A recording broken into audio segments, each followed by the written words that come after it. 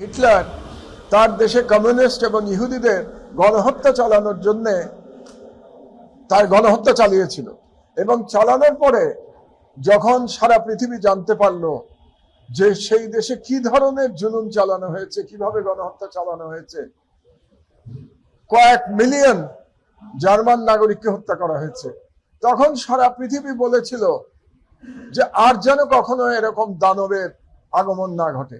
Never again বলার কথাটাই ছিল এই ধরনের গণহত্যা আর যেন কখনো না হয়।